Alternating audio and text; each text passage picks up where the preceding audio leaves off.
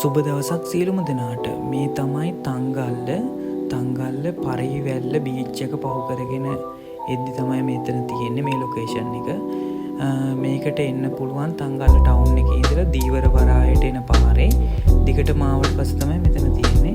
මෙතන ගොඩක් ලස්සන තැනක්, ලස්සන පරිසරයක් තියෙන්නේ. අපි මෙතනින් පල්ලෙහාට ගිහිල්ලා මෙන්න මේ වගේ ලස්සන බීච් එකක් තියෙනවා මෙතන.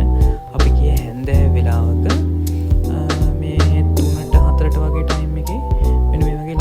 සන්සෙට් එකක් තිබ්බා. ඊට පස්සේ අපි එතනින් මේ අයිනෙන් ගියා. මේක එදා නම් එච්චර වතුර තිබ්බේ නෑ එහෙම හොඳට. මේ වගේ ලස්සන පරිසරයක් තිබ්බේ. අපි මේ අයිනෙන් හිමීට ඇවිදගෙන ගිහිල්ලා උඩට ඇවිල්ලා අපි මේ ගියා සුනාමි කුළුණ ගාවට.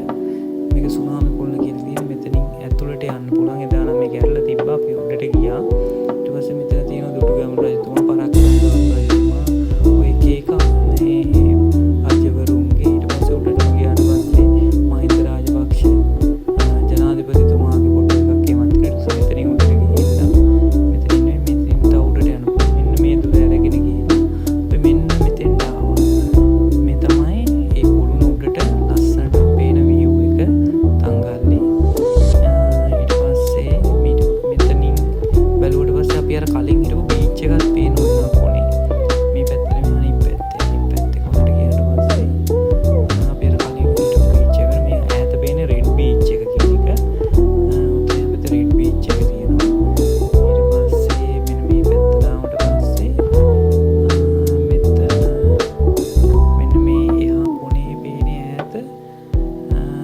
අපි කලින් හිටපු බීච් එක. ඊට පස්සේ මේ හොස්පිටල් එහෙම ඒ ටිකේ තියෙනවා. ඊට පස්සේ අපි පල්ලෙහා මේ ටිකේ තිබ්බ වෙඩින් ෂූට් එක